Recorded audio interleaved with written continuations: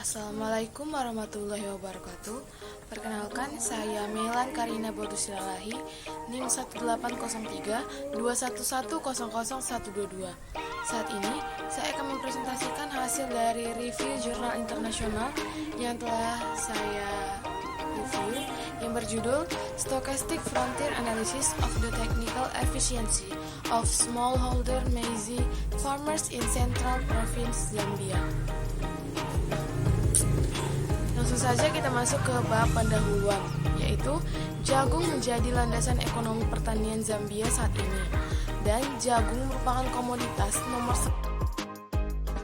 ekspor setelah gula, kapas, dan tembakau.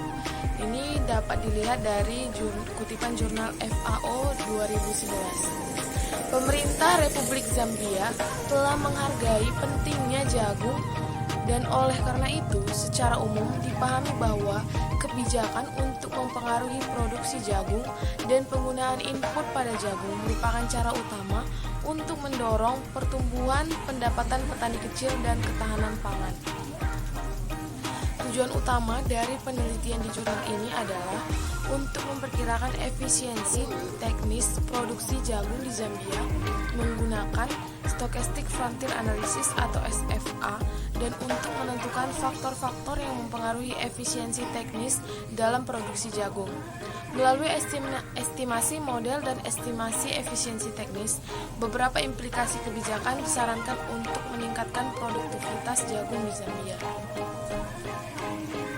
Kita masuk ke pengertian dari pendekatan Stochastic Production Frontier, yaitu metode untuk memprediksi efisiensi tingkat perusahaan dan kemudian meregresi efisiensi yang diprediksi ini pada variabel spesifik perusahaan, seperti pengalaman manajerial, karakteristik kepemilikan, dan kondisi produksi, dalam upaya untuk menjelaskan variasi dalam output antar perusahaan di sebuah industri.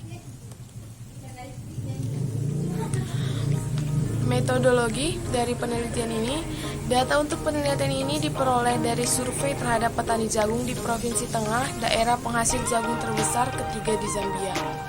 Dua distrik, Mumbwa dan Chibombo, dipilih, dan pertanian di distrik yang dipilih serupa dalam beberapa hal. Domain rekomendasi praktis teknis dan agronomi serupa. Metodologi pengambilan sampel yang diterapkan dalam survei ini paralel dengan metode Kantor Pusat Statistik Nasional dengan menggunakan sampel sebanyak 400 rumah tangga pertanian.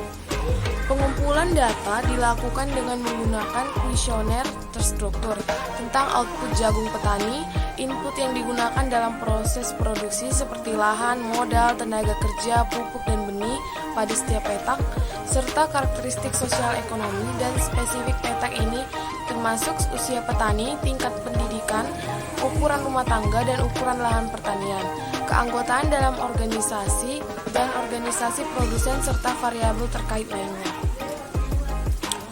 Untuk kita masuk ke di pembahasan, yang pertama ada tabel definisi variabel dari unit pengukuran untuk model empiris. Terdapat variabel-variabel independen dan variabel dependen. Yang kedua itu ada tabel distribusi efisiensi teknis khusus petani. Nah, untuk hasil yang didapatkan yaitu distribusi efisiensi teknis di 400 petani jagung cukup normal. Dari tabel yang sebelumnya menunjukkan bahwa 14,5% petani memiliki skor efisiensi kurang dari 30% dan 45,75% petani memiliki skor teknis di atas 50%. Dengan hanya 13,75% yang memiliki skor efisiensi teknis di atas 70%, petani yang lebih tua menggunakan benih hibrida, mengakses kredit, dan menerima lebih banyak kunjungan eksistensi menunjukkan skor efisiensi yang lebih tinggi. Faktor-faktor yang mempengaruhi efisiensi teknis pada jurnal tersebut yang pertama, kurangnya akses terhadap kredit dalam peningkatan efisiensi teknis petani jagung. Yang kedua, layanan penyuluhan harus memiliki akses yang mudah ke informasi pasar dan praktek pilihan pasar bagi petani.